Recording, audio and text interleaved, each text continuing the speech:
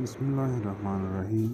ګران لیدونکو، نن درته یو داسې ټریک په مسنجر کې ښیم چې څنګه کولی شو چې ایموجي خلکو ته ولیږو، هغه هم آواز لرونکي ایموجي. یعنې د خندا سټیکر چې باید وخاندي، د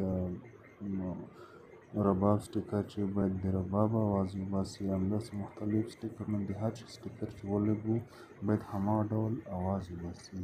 یعنې تاسو دلته کتلی شئ، ما د هغه نه پورته کوم سټیکرونه چې لیدلي، دا سټیکر تاسو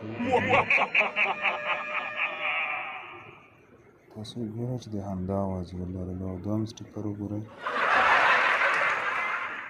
نو دا سټیکرونه به څنګه راغلی او څنګه به یې تاسو مقابل جانب ته لګئ چې وایس ولري، یعنې غږ ولري.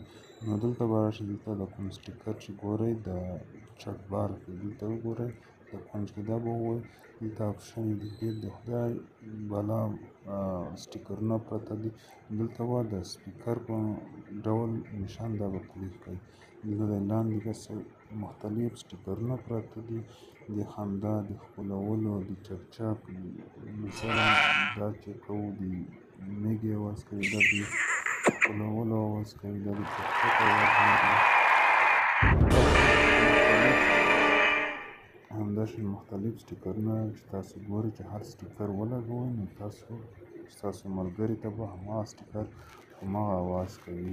مثلا د ملخ کاروو، دا آواز به کوي، د رباب کاروو.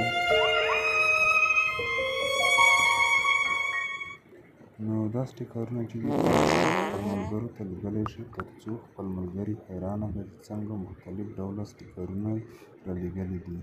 نو دا په د مسنجر لاره د وایس لرونکو سټیکرو د لیږلو طریقه. تر بلې ویډیو زما سره شنرم پولیس فارم د خدای په امان. او زموږ چینل هم درسره ضرور سبسکرایب کړئ.